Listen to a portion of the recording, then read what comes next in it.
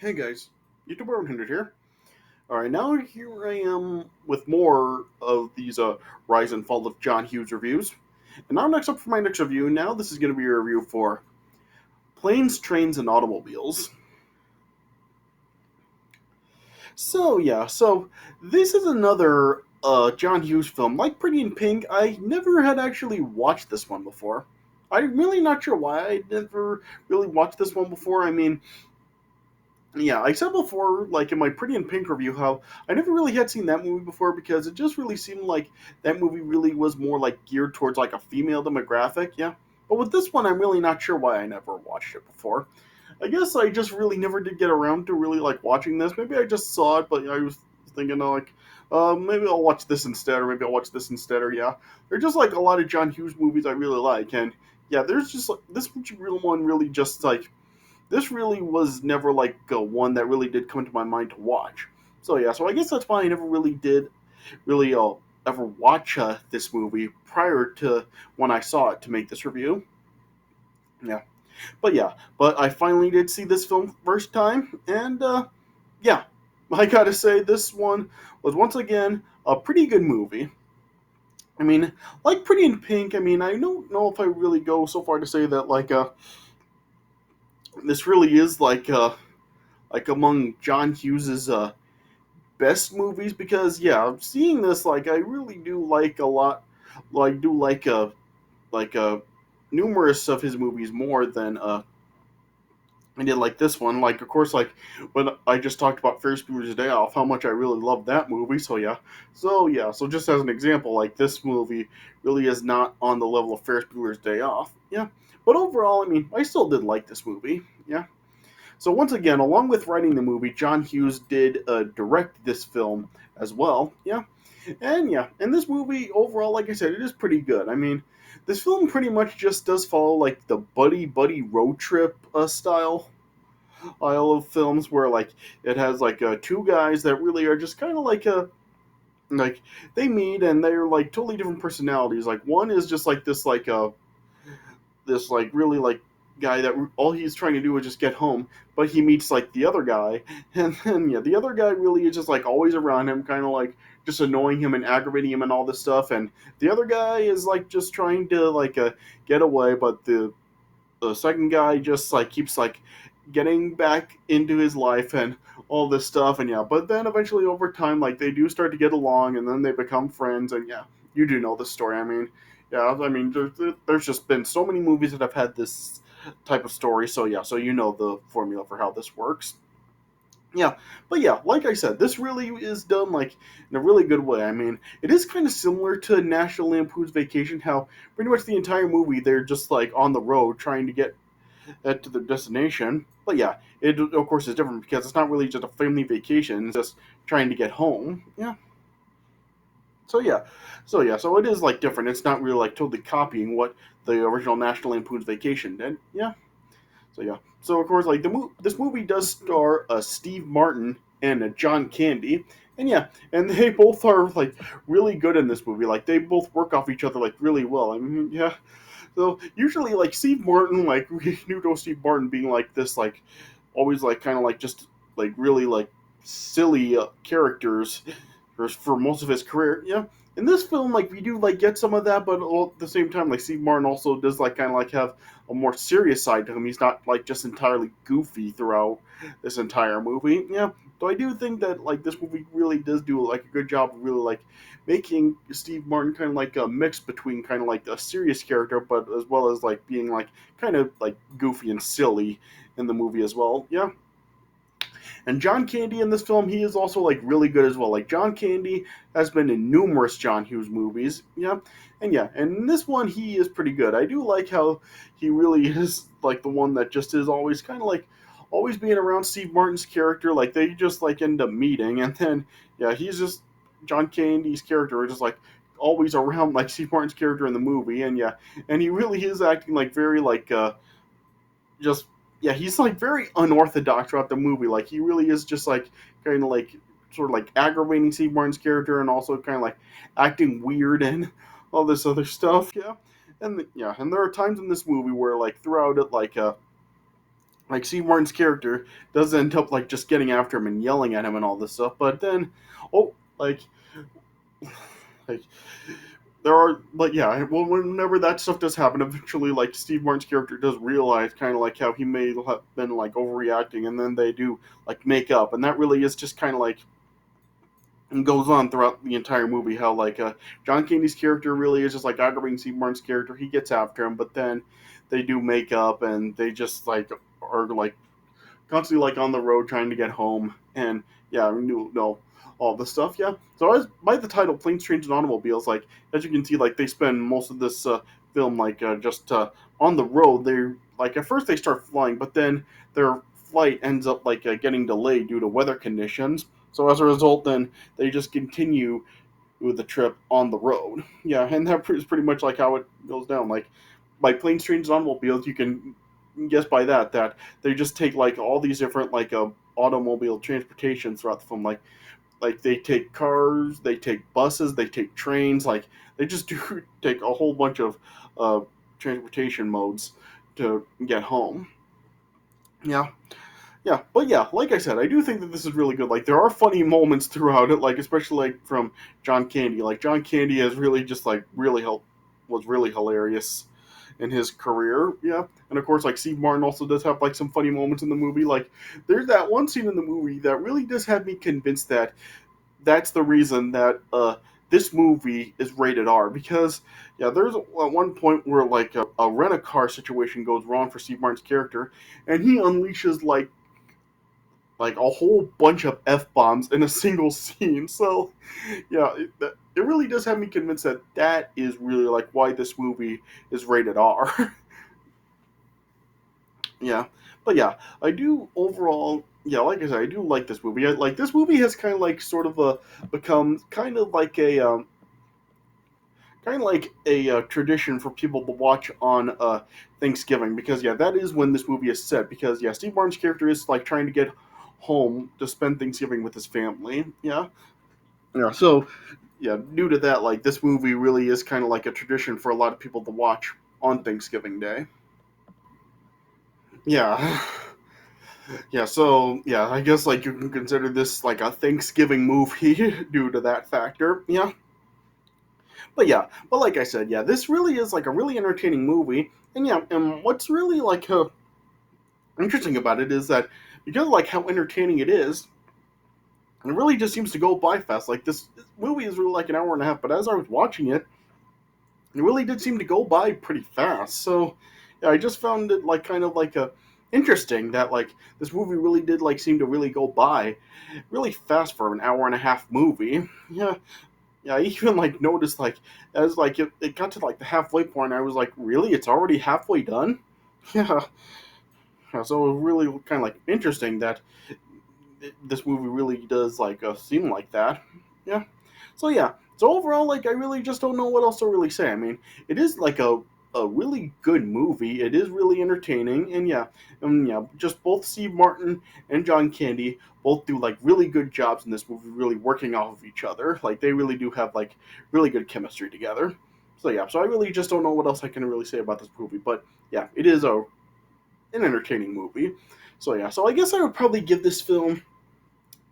I guess I would probably give it like a 3.25 stars out of 4. Yeah, so yeah. So it definitely is like a good movie. I just really don't know if I would really like put it like say it's really as good as like some other John Hughes movies like a lot of the ones I've talked about such as like National Lampoon's Vacation, Ferris Bueller's Day Off, Breakfast Club, first two Home Alones and yeah, other ones. Yeah. But yeah, it is still a good movie. Yeah. All right. So yeah. So I guess I'll just like talk a little bit about the premise of the movie. I'm probably just gonna gloss over it because there's really not a whole lot to really talk about out with the premise of the film because it really is basically just like the two of them really traveling. Yeah. All right. But yeah. So the movie opens showing that Neil Page, who's played by Steve Martin, it shows that like he's in, like having a business meeting in eating for like an advertising product. But yeah, yeah, then like the meeting is like in New York, and it shows that like the client really is just like constantly like looking at a whole bunch of ads, and he just like is like just looking at them just very silently, not saying anything. Yeah, and he's just taking forever for it. But yeah, then it shows how Neil is like really like late to get to the airport for his flight home to Chicago. John Hughes, yeah, for Thanksgiving. Yeah, and the movie does like show that like when it starts, it's only like 2 days before Thanksgiving. Yeah. Yeah. And then it shows how he was trying to like catch a cab, but yeah, it showed that like just everybody was trying to get a cab, so he was having a hard time doing it. And yeah, then it just says he was about to get a cab after he was like bribing someone else to have a cab that he hailed. Then it showed that there was like this third person that ended up taking it, and then Neil like then like saw who took it, but then he was eventually able to get to the airport, but then he found out that his flight was delayed, and as he was waiting for it, then he met this guy named Del Griffith, who was played by John Candy, and yeah, and yeah, Del was the guy that actually did take Neil's cab. Yeah, yeah, yeah. Then yeah, and then eventually, like on the flight, it showed that like Neil was then assigned a seat right next to Del. Oh yeah, and so yeah, and during the flight, like Del really was just like acting like kind of weird here with Neil, and he was kind of like just like all really aggravating Neil. So yeah, kind of similar to like Ernie and Bert on Sesame Street. That's kind of like how like the interaction between Neil and Del were here. Yeah. But then yeah, then eventually like it was like this like their flight ended up like being delayed, and they ended up like making like an emergency stop in Wichita. Yeah, and as a result, like the flight ended was being delayed, and it would be like delayed at least until the following day. So then Neil, well, yeah, they were like forced to stay overnight, and so then Neil ended up like trying to like book a hotel room, but he was unable to, and then Dale then was able to reserve one. So then, as a result, then Dell made an offer to Neil to get him a room, which like and Neil then like ended up like reluctantly agreeing to it. Yeah. But then, yeah, it showed that they were just forced to share a room because it was the last one available. Yeah. Yeah. Then that night, as they were like in the hotel together, forced to share a bed, uh, Dell then was just like continuing to aggravate Neil, and then eventually, then Neil then just ended up like snapping at Dell, just being so irritated over how Dell was acting. Yeah, and yeah. But then yeah, then it showed then like things then eventually calmed down, and then we continue to like share the bed. But then yeah, it showed that night as they were sleeping, then a burglar ended up like sneaking into their room and stealing all their cash. Yeah, and then like there were like some hijinks like this like throughout the movie, which I'll also talk about. Yeah. And yeah, then the following day, as it showed that like the flight was still delayed, then Neil then decided to take a train to Chicago, but yeah, it showed that they were like seated in separate cars. So yeah, so this was just a plan by Neil to kind of like just get Dell away from him. Yeah, but then yeah, as they then were like riding the train, it showed then the train ended up like breaking down near Jefferson City, and everybody just ended up being stranded in a field. Yeah. So then, as a result, then and like Neil and Dell then were like reunited again, and then it showed then how they were then tried to travel on a bus to St. Louis, where and then it showed how Dell was able to raise some cash because he apparently like has this job where he ends up is selling shower curtains to people. Yeah, so he was able to shower curtain rings, I guess I should say. Yeah, yeah, and yeah.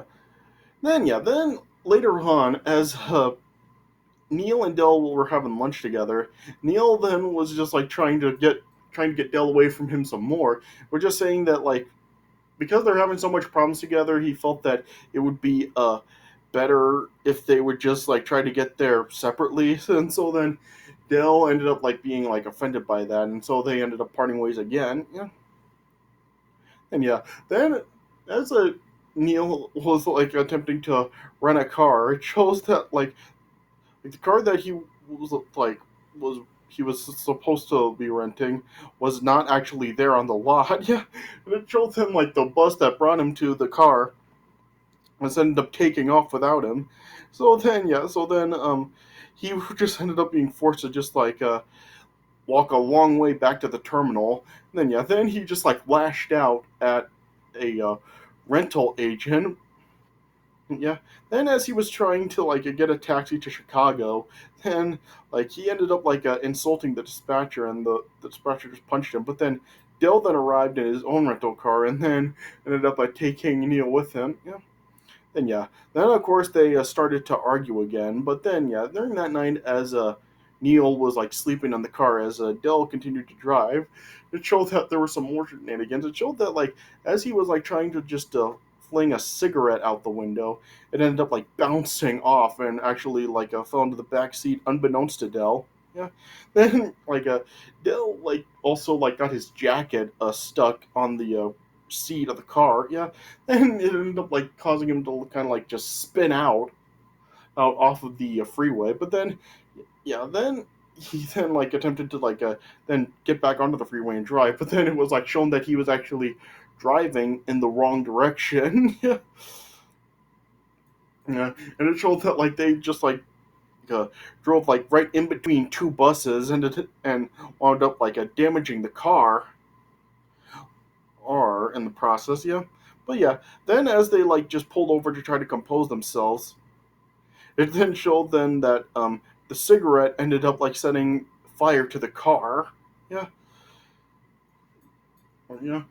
Then as Neil then was kind of just gloating about it at first because he felt that since Dale rented the car that he was liable for the damage. But then Dale then revealed that he actually ended up using Neil's credit card because he found Neil's credit card in his wallet. Yeah, but and it also revealed that Neil ended up putting his wallet in the glove compartment of the car. So as a result of the fire, all the credit cards were destroyed as well. Yeah.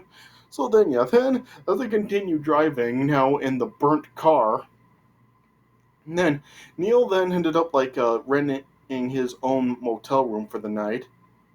Right, ending up having to even barter his expensive watch in order to afford it.